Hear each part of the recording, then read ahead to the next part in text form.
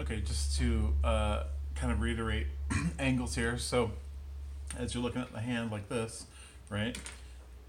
You can see the skin comes up like this, and the target area is just the fascia tissue. So you got your dermis, you got a couple millimeters at most, fascia tissue, connective tissue, and then muscle underneath.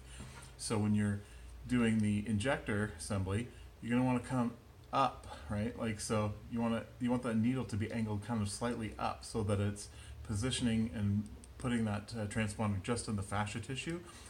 If you come at it like this, you can see as you go deeper, it's going to go deep into muscle tissue, and then that's not good. You don't want that. So by showing that he's holding, the installer was holding underneath the needle, kind of gives the idea that the needle is angled up too high like this, when actually you want to hold it like this so that you can put the back of the needle down to follow the skin. I hope that makes sense.